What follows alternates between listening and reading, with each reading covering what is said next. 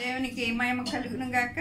దేవాతి దేవుడు మరి అద్భుతంగా మనతో మాట్లాడుచుండగా ఈ కొన్ని మాటలు దేవుడు మరి తన ఎన్నికల్లో దీవించును గాక. ఇక్కడ కీర్తన మరి 102వ అధ్యాయంలో దేవుడు అద్భుతమైన మాటలు చదివిస్తున్నాడండి. ఆయన దిక్కులేని దరిద్రుల ప్రార్థన నిరాకరింపక వారు ప్రార్థన వైపు తిరిగి ఉన్నాడు. యెహోవాను సేవించుటకే జనులు రాజ్యములను కూర్చబడుచున్నవి. చూడండి, ఇక్కడ దిక్కులేని దరిద్రుల ప్రార్థన దేవుడు అంటండి నిరాకరించడంటండి. నువ్వు అనుకోవచ్చు, నేను దరిద్రాన్ని, నాకెవరు లేరు, నేను అనాథని, అయ్యో నన్ను ప్రేమించేవారు లేరు, అయ్యో నా పక్షాన నిలబడేవారు లేరు అని నువ్వు అనుకోవచ్చు. కానీ నువ్వు దేవునికి మొరపెడితే, నువ్వు అనేక మంది మనుషుల సహాయాన్ని ఎదుగుతూ ఉన్నావేమో, మనుషులకు చేజాపే వ్యక్తిగా ఉన్నావేమో, నీ సహాయము కొరకు అనేక మంది చోట్ల తిరిగి అలిసి ఉన్నావేమో, నువ్వు ఎవరు లేని అనాథని నాకెవరు సహాయం చేస్తారు అని నువ్వు అనుకుంటున్నావేమో, అయ్యో నాకెవరు నా పక్షాన నిలబడతారు అని నువ్వు అనుకుంటున్నావేమో. కానీ దేవుడు నీ పక్షాన నిలబడి ఉన్నాడు అన్న మాటను మర్చిపోయి జీవిస్తూ ఉన్నావేమో. దేవుడు చలవిస్తున్నాడు. దీన దరిద్రుల ప్రార్థన ఆయన నిరాకరించడంటండి. వారు ప్రార్థన వైపుగా ఆయన తిరిగి ఉన్నాడంటండి. ఎప్పుడూ కూడా మరి దేవుడు ఆది కాండము నుండి మరి మనం లేవికాండం, నిర్గమాకాండం, ద్వితోపదేశ కాండం, యెహోషువ గ్రంథం, ఈ అన్నిటిలో కూడా దేవుడు అదే చెప్తాడండి. ఎదవరాల పక్షాన న్యాయం తీర్చండి, తల్లిదండ్రులు లేని వారిని ఆదరించండి, దిక్కుమాలిన వారిని సేరదీయండి అని ఆయన లేఖనాలు చెలవిస్తున్నాడు. ఆయనే స్పష్టంగా ఇక్కడికి వచ్చేటప్పటికి చెప్తున్నాడు, దీన దరిద్రుల ప్రార్థన నిరాకరించను. చూడండి, దీన దరిద్రుల ప్రార్థన దేవుడు స్పష్టంగా ఆయన చెవుల్లోనికి చేరుతుందండి. వారి ప్రార్థనల వైపుకు ఆయన తిరిగి ఉంటాడంటండి. ఆయన వారిని ఆదరించే దేవుడై ఉండే. ఒకవేళ ఎవరు నిన్ను ఆదరించలేదా, ఎవరు నిన్ను ప్రేమించే పరిస్థితులు లేదా, ఎవరు నీకు సహాయం చేయలేని వారుగా ఉన్నారా, అయితే నీవు దేవుని వైపుకు చూసినట్లయితే, దేవునితో నీవు సవాసము చేసినట్లయితే దేవుడు నీ పక్షాన గొప్ప కార్యములు జరిగించేవాడు ఉన్నాడు. దేవుడు నీ వైపుకు చూస్తూ ఉన్నాడు, నీ ప్రార్థనల వైపుకు ఆయన తిరిగి ఉన్నాడు. నువ్వు అనుకోవచ్చు, నాకు సహాయము ఎవ్వరూ చేయడానికి లేదు. దేవుడు నీకున్నాడు. దేవుడు నీకు సహాయం చేయటానికి ఆయన దక్షిణ హస్తము సాచి ఉన్నదండి. దేవాతి దేవుడు నీ వైపుకు తిరిగి ఉన్నాడు. దేవాతి దేవుడు ఆయన కనులు నీ మీద ఉన్నాయి, నిన్ను చూస్తూ ఉన్నాడు. మరి నీవు అనుకోవచ్చు, నాకెవ్వరూ లేరు అనుకోవచ్చు. దేవుడు నీ పక్షాన కార్యములు చేయడానికి ఆయన సిద్ధంగా ఉన్నాడు.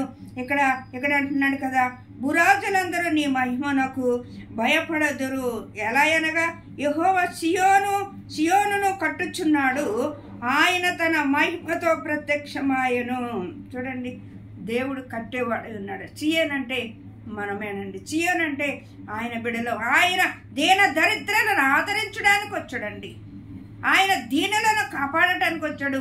న్యాయము లేని వారికి న్యాయము తీర్చడానికి వచ్చాడు. ఆయన తండ్రిగా కాదు, యజమానుడు కాదు, ఆయన న్యాయాధిపతిగా మన మధ్యలోనికి దిగి వచ్చాడండి. ఆయన వైపుకు నువ్వు చూసినట్లయితే ఆయన కరుణాస్తము నీ పైకి దేవుడు నిలిపేవాడై ఉన్నాడు. చూడండి, రూతును చూస్తుంటే రూతు మరి ఏమీ లేని నిరుపేదరాలుగా మనం చూస్తూ ఉన్నాం. మరి నయోమిని ఎంతగానో ప్రేమించిన రూతుగా ఉన్నప్పుడు దేవుడు ఎంతగానో దీవించాడు, ఆశీర్వదించాడు, అంచెలంచెలుగా ఇచ్చించాడు. మరి అలాగే ఎస్తేరు కూడా దీన దరిద్రాలు, బాల్యములు ఉండే తల్లిదండ్రులు పోగొట్టుకున్న వ్యక్తిగా ఉంది, కానీ దేవుని వైపుకు తిరిగిన వ్యక్తిగా ఉంది.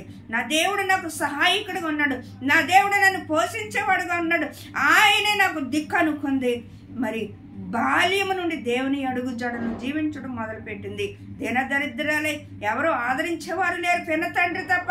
కానీ దేవుని కనుదృష్టి ఆమెపై నిలిచినదిగా మట్టి మరి దేవాతి దేవుడు మహారాణిగా మార్చాడండి. ఎస్తేరు రాణిగా మారిపోయిందండి. ఎస్తేరు రాణిగా మారిపోయింది.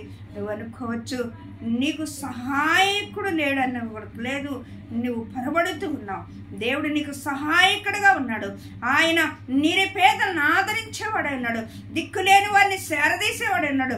దేన దరిద్రులను ఆయన ఆదరించేవాడు ఉన్నాడు. నువ్వు దేని కొరకు విసారిస్తున్నావో, దేని కొరకు నువ్వు నాకు పొందుకోలేకపోతున్నాను, ఎవరు నాకు సహాయం చేస్తారు, మనుషుల సహాయము వ్యర్థము.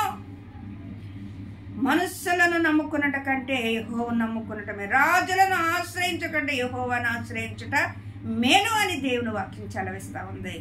నువ్వు దేని మీద ఆధారపడకలేదు, నువ్వు దేవుని మీద ఆధారపడితే దేవుడే ఆయన నీ కృప చూపి ఉన్నాడు. దావీదును చూసినట్లయితే అన్నలు దేశించే పరిస్థితిలో ఉన్నాడు, మరందరూ ద్వేషించే పరిస్థితులు. బాల్యము నుండి దేవుని అడుగు జాడల్లో జీవించడం మొదలు పెట్టాడు. కీర్తన 33లో చదువుతాడు, అంటాడు కదా, యెహోవా నా కాపరి, నాకు లేమి కలగదు. ఆయన పచ్చగల చోట్ల ఆయన నన్ను పరుండజేయుచున్నాడు. శాంతికరమైన జలముల యొద్ద ఆయన నన్ను నడిపించుచున్నాడు. ఆయన నా ప్రాణమునకు చెదదీర్చుచున్నాడు. అవునండి, మన మంచి కాపరి మన దేవుడండి, మంచి కాపరండి. ఆయన మనల్ని పచ్చగలిగిన చోట్లకే పరుండ చేస్తాడండి. శాంతికరమైన జలముల యొద్దకు ఆయన మనల్ని నడిపిస్తాడండి. ఇంకా అంటాడు కదా, నా గిన్నె నిండి పొల్లిపోచున్నది, నేను బ్రతుకు దినములన్నయ్యో కృపాక్షేమములే నా ఎంట వచ్చును. ఎలాగనగలుగుతున్నాడండి? పూర్తి భారము దావీదు దేవుని మీద వేసుకున్నాడండి. అన్నదమ్ముల మీద వేసుకోలే, తండ్రుల మీద వేసుకోలే, తండ్రి మీద వేసుకుని ఎవరి మీద ఆయన తన భారాన్ని మోపుకోలేదు. కానీ బాల్యం నుండే గొర్రెల్ని మేపుతున్న ఆ స్టార్టింగ్ నుండే దేవుని మీద ఆధారపడ్డాడండి. దేవుని మీద ఆనుకున్నాడు.